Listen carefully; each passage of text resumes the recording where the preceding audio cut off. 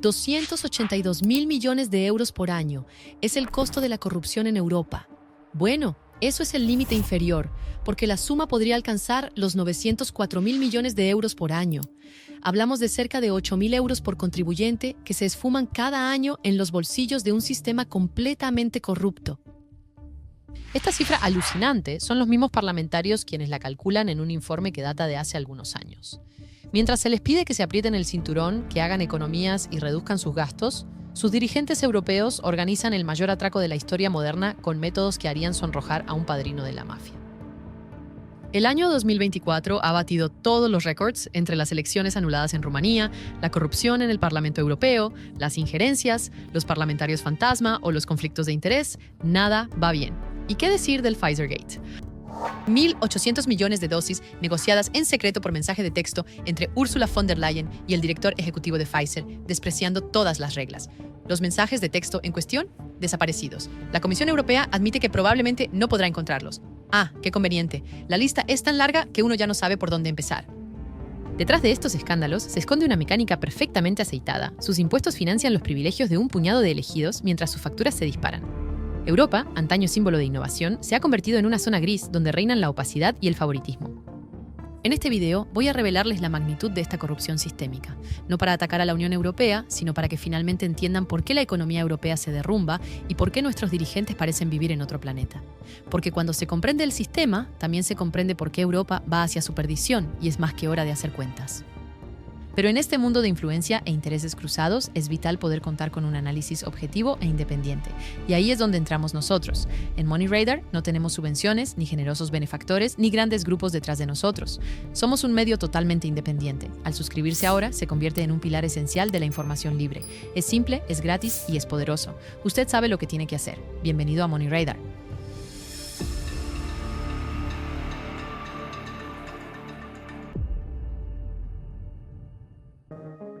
UE, para la mayoría de nosotros, es el acrónimo de Unión Europea. Para el resto del mundo, se ha convertido en la unión de los estafadores o también la unión de las élites favorecidas. No es muy atractivo, pero al menos está claro. La Unión Europea, la que se permite sermonear al mundo en materia de lucha contra la corrupción, está ella misma atrapada, entregada a las manos de sus representantes que no dudan en venderla al mejor postor para sus necesidades personales. Jamás la corrupción había alcanzado tales niveles y todas nuestras instancias gubernamentales están involucradas. Hay cientos de historias de acoso, malversación de fondos, sobornos, regalos, estancias de lujo o entradas para conciertos a cambio de leyes favorables en Bruselas. 253 exactamente el año pasado, según un informe alarmante del colectivo Follow the Money. 25% de los 720 eurodiputados han estado implicados en al menos 253 infracciones criminales y diversas. Entre los casos notables, este diputado griego condenado a 13 años de prisión por su papel en una organización criminal que vota desde su celda. Es normal, no molesta a nadie, es la inmunidad parlamentaria. Otro ejemplo, seguramente el más mediático, que concierne a la más alta autoridad europea, la presidenta de la Comisión misma, la misma que decide cuándo entrar en guerra y contra quién. 34.000 millones de euros es el monto del pedido firmado por Ursula von der Leyen en 2021. Un pedido que nadie ha visto nunca, ya que todo se desarrolló en la sombra de un intercambio de mensajes de texto. En plena crisis de COVID, Ursula, por sí sola, ofreció todo el mercado europeo a Pfizer. Un bonito contrato que aseguró un tercio de los ingresos anuales del laboratorio Pfizer, que aprovechó para duplicar su valor bursátil en solamente 18 meses. ¿Por qué un pedido así? Eso es lo que el estudio de los mensajes de texto podría revelar, solo que, desde entonces, mala suerte, los mensajes parecen estar perdidos, aunque queda la esperanza de que la investigación permita recuperarlos algún día. Mientras tanto, hay otros escándalos a seguir. El Huawei Gate, por ejemplo, sobre cómo varios eurodiputados quisieron vender a toda costa tecnología 5G China a Europa, a cambio de algunos pequeños regalos no declarados. El asunto estalló el 13 de marzo pasado. Huawei, el especialista en telecomunicaciones, habría intentado comprar eurodiputados con regalos, smartphones, viajes, comidas o entradas de fútbol para influir en decisiones a su favor en el expediente del desarrollo de la 5G. 21 redadas realizadas por la justicia belga han llevado a la detención provisional de 5 eurodiputados y a la imputación de 8 personas en total. Un caso que llega en un mal momento después del Qatargate, que ya hizo mucho ruido en 2022. Reveló cómo Eva Kaili, entonces vicepresidenta de la Unión Europea, había recibido importantes sumas de dinero a cambio de un apoyo a Qatar y Marruecos.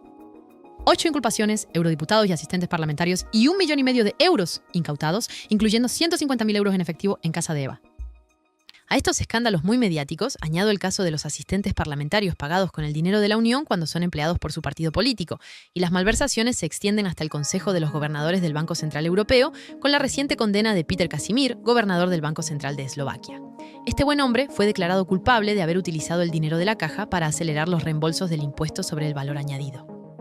Sin embargo, todavía está en su puesto en el momento en que preparó este video. Según el Banco Central de su país, el juicio no tiene ninguna influencia en la actividad del banco. Bueno, entonces no hay problema, sigue adelante. Hace aproximadamente un año, el Tribunal de Cuentas lanzó una advertencia sobre los riesgos de irregularidades y corrupción en el funcionamiento del Parlamento y de la Comisión. En el centro del problema, el control de 723.000 millones de euros en subvenciones y préstamos concedidos después de la pandemia.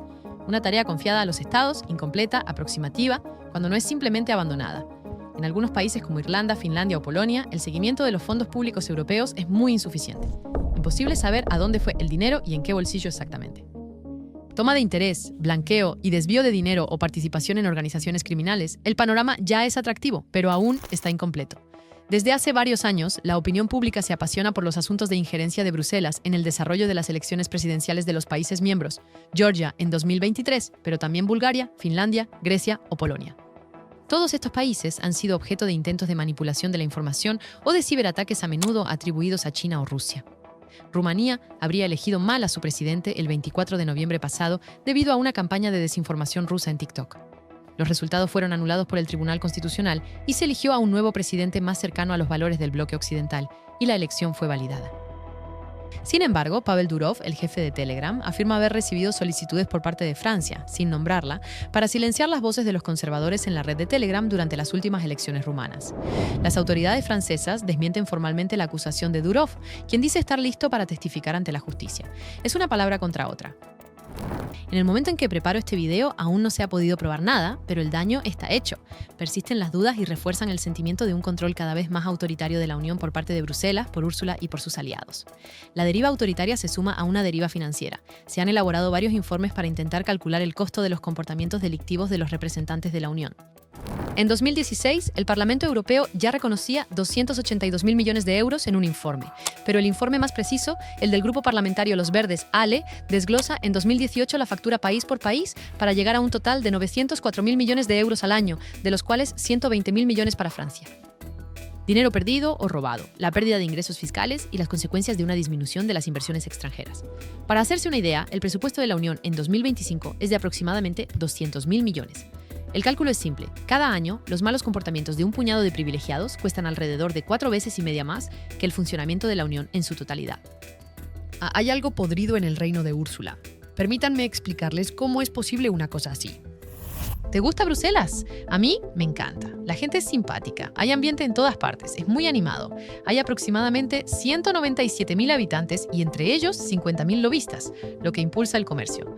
En la sede de la Unión Europea hay 60 lobistas por cada elegido y casi un lobista por cada eurodiputado, funcionario, asistente o experto. Proporcionalmente es más que en Washington. Cada año, 1,7 mil millones de euros son invertidos por los grupos de interés para influenciar las instituciones europeas. Una suma astronómica, a veces difícil de rastrear, pero ampliamente tolerada bajo el pretexto de diálogo con las partes interesadas. Estos lobistas no son figurantes, es un ejército fantasma al servicio de intereses privados. Redactan enmiendas, organizan cenas de trabajo, proponen viajes de estudio y a veces, seamos completos, deslizan ofertas de empleo bien remuneradas a los comisarios o asistentes parlamentarios al final de su mandato. Entre los sectores más representados, las grandes tecnológicas, campeonas en todas las categorías que encadenan cientos de reuniones al año con la Comisión. Luego, Big Pharma, omnipresente desde la pandemia y en ascuas desde que Donald Trump les declaró la guerra. Finalmente, los contaminantes, industrias fósiles y automóviles y la defensa, discretas pero eficaces desde el inicio de la guerra en Ucrania. El retorno de inversión promedio, 441%. En claro, por cada euro invertido en una acción de cabildeo, las empresas recuperan 4 euros con 41 en subvenciones, contratos públicos, regulaciones favorables o disminución de restricciones. Una rentabilidad que haría soñar a cualquier inversor. Evidentemente, este sistema no podría funcionar sin la complicidad de las élites europeas mismas. Una vez que su mandato termina, son numerosos los comisarios europeos que abandonan el barco para unirse a las multinacionales que se suponía debían regular. Un ejemplo emblemático, José Manuel Barroso, expresidente de la Comisión Europea, se fue a Goldman Sachs International unos meses después de su mandato. Jackpot habría multiplicado su salario por 60. Y no está solo. Según varias investigaciones, incluida la del Corporate Europe Observatory, especialista en lobbies, el 95% de los antiguos comisarios europeos terminan trabajando en el sector privado, a menudo en sectores que han regulado directamente. Eso es lo que se llama en inglés la revolving door, la puerta giratoria entre público y privado, un conflicto de interés institucionalizado que todos conocemos bajo el nombre de pantuflage. El sistema está bien afinado y permite al lobby crear un marco regulatorio a medida para las multinacionales, dirigiéndose directamente a los poderosos. Los grupos industriales retrasan o ejercen presión sobre las nuevas normas ambientales. Lo mismo ocurre con las leyes de regulación digital, datos personales, impuestos a los gigantes tecnológicos o la moderación de contenidos a la picadora. El problema es que la máquina europea no solo está infiltrada, sino que está co-construida con intereses privados. Y no es una coincidencia si las mismas empresas encuentran a los mismos excomisarios o exdiputados en su consejo de administración. Cuando la legislación se convierte en un producto negociado, el interés general pasa inevitablemente a un segundo plano. Y sin embargo, todo eso es perfectamente legal, o al menos lo suficientemente ambiguo como para nunca ser sancionado. El registro de transparencia de los lobbyistas se supone que regula las prácticas, pero es voluntario, parcial y a menudo eludido. En cuanto a las reglas de ética interna, son redactadas por aquellos mismos que las transgreden. Resultado, el ciudadano europeo es el gran perdedor de este sistema. Ve su voto diluido, su voz marginada y sus prioridades ignoradas. Mientras se habla de democracia participativa, son los CEO, los despachos de consultoría y los consultores en estrategia quienes dictan la agenda. Entonces, ¿podemos todavía hablar de democracia cuando las decisiones son redactadas en la sombra por grupos de interés, validadas por elegidos bajo influencia y aplicadas por instituciones y elegidos o no elegidos que ya piensan en su futura promoción privada? La Unión Europea, en teoría una palanca de unidad, se está transformando en una superestructura tecnocrática, opaca e inalcanzable, donde el dinero pesa más que el voto. La corrupción, el lobbying desenfrenado y la impunidad institucionalizada tienen un costo concreto para cada ciudadano europeo. Primero, en el plano económico, cada euro que desaparece en un contrato amañado, una subvención desviada o una ley redactada a medida es un euro que no se destina a los servicios públicos. Es cierto que los hospitales no necesitan dinero, que las escuelas son eficientes y que las infraestructuras están bien mantenidas. Y mientras tanto, los impuestos siguen aumentando. Las políticas decididas bajo influencia no favorecen ni la producción local ni la autonomía. Alimentan la especulación, enriquecen a los gigantes y dejan a los ciudadanos arreglárselas con lo que queda. El otro precio a pagar es el retroceso del progreso. La innovación se estanca porque las startups, las pequeñas y medianas empresas, los investigadores honestos no tienen los códigos ni los contactos para hacerse oír en Bruselas. Las empresas virtuosas que respetan las reglas y pagan sus impuestos son penalizadas frente a competidores que compran sus ventajas reglamentarias. El dinero va a los mejor introducidos, no a los más brillantes. Este sistema desanima a los recién llegados y favorece las lógicas de renta en detrimento del mérito. En Europa, el mensaje es claro: hacer trampa o morir. Y en cuanto a los ciudadanos, usted y yo, bien, estamos desconectados. La abstención en las elecciones europeas bate récords. La desconfianza hacia la Unión explota y los extremos se aprovechan. Pero parece que es culpa de los rusos. Europa nos impone. Y otra vez y otra vez. Lo veo más como un retroceso social en relación con los trabajadores. Siempre son promesas, pero no hay nada que cambie. Y mientras Europa se atasca en estas artimañas para venderse al mejor postor, la competencia avanza. China, Estados Unidos, Medio Oriente, Asia del Sudeste atraen muchos más capitales, talentos e innovaciones que aquí. La Unión Europea se quería modelo de solidaridad, de justicia y de transparencia. Un espacio donde los pueblos unidos pesarían más que sus divisiones, donde la cooperación reemplazaría los conflictos y donde el interés general contaría más que todo. En realidad, Bruselas ha inventado uno de los sistemas de corrupción legal más sofisticados del mundo. Aquí, todo institucionalizado está protegido. Cada año, decenas, cientos de miles de millones de euros de dinero público, su dinero, desaparecen en redes de influencia o conflictos de intereses. Los diputados negocian tanto las leyes como las oportunidades de carrera, y las multinacionales redactan ellas mismas las reglas del juego. Por supuesto, existen algunos mecanismos de control. OLAF, la Oficina Antifraude, comisiones de ética, investigaciones a veces. Pero en los hechos, menos del 5% de los casos resultan en una condena. Y cuando el caso es demasiado embarazoso, se entierra discretamente o no con la inmunidad parlamentaria o el respeto a los procedimientos. Entonces, ahora que saben todo eso, tengo curiosidad por conocer su opinión. Ocurre en los comentarios. Si han encontrado un error o si he olvidado algo, cuento con ustedes. Y recuerden que en Money Radar no tenemos subvenciones, ni benefactores generosos, ni grandes grupos detrás de nosotros. Somos un medio totalmente independiente. Al suscribirse ahora, se convierte en un pilar esencial de la información libre. Es simple, es gratis y es poderoso. Saben lo que tienen que hacer. Gracias a todas y todos por su fidelidad. Manténganse curiosos y les digo hasta muy pronto en Money Radar.